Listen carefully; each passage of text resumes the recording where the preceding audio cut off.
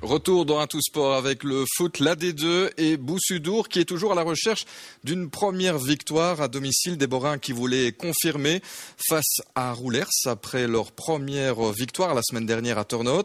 Les deux équipes se sont finalement quittées dos à dos au terme d'une rencontre pas vraiment passionnante. Les images sont signées Rudy Auvertin.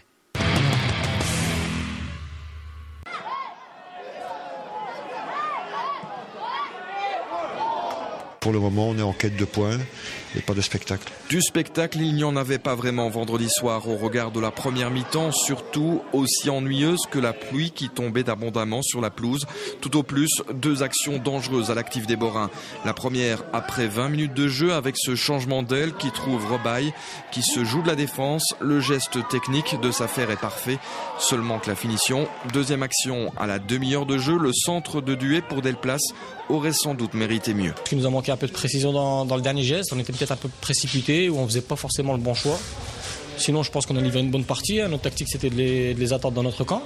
Il est vrai que Roulers, qui évoluait l'année dernière en Division 1, n'a pas non plus impressionné durant cette première mi-temps. Peu ou pas d'incursion dans les 16 mètres, c'est dû aussi à une bonne organisation des Borins. C'est vrai qu'en première mi-temps on a joué très bas, le temps aujourd'hui était quand même difficile, on avait le vent contre aussi, donc on leur a laissé le monopole du ballon, ils n'ont jamais été dangereux. Ils changeaient d'un côté à l'autre, mais sans être dangereux. Nous, on s'est créé quand même des occasions. L'année dernière, c'est comme ça qu'on opérait. Je veux dire, à un moment donné, on a fait 11 victoires sans défaite. Et on opérera de la même manière. Je veux dire, on est en 4-4-2 avec un des attaquants qui redescend sur le 6. Et je veux dire, on attend l'adversaire dans notre camp. Et pour après ressortir, c'est aussi en fonction des qualités de l'équipe. Je veux dire, il y a des joueurs assez rapides devant qui peuvent profiter des contres. Et je veux dire, c'est pour ça que c'est mis en place.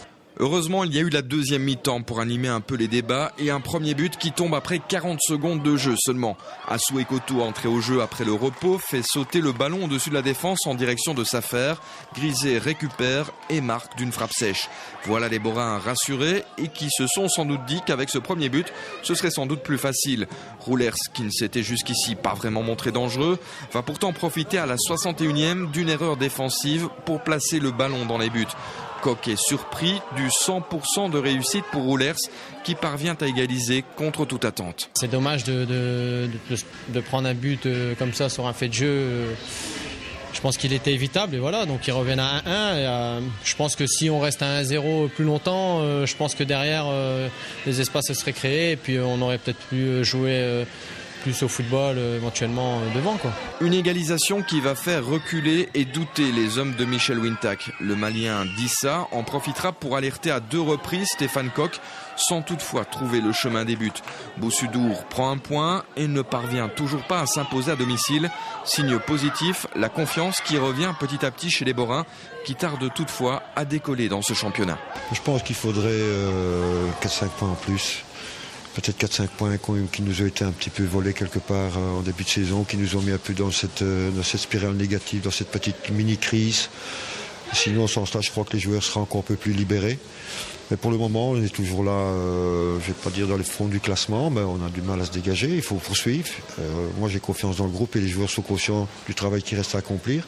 Et une fois que ça reviendra, je pense qu'ils pourront se libérer, mais on sent qu'ils sont encore un petit peu cadenassés par la peur de mal faire, de peur de perdre. Une peur qu'il faudra nécessairement laisser au vestiaire durant ce mois d'octobre face à des gros bras de la série comme l'Antwerp ou encore Beveren. Et la semaine prochaine, ce ne sera pas facile non plus avec un derby à tourner. Des Tournaisiens qui viennent justement de se séparer de leur entraîneur Casimir Yaguelo.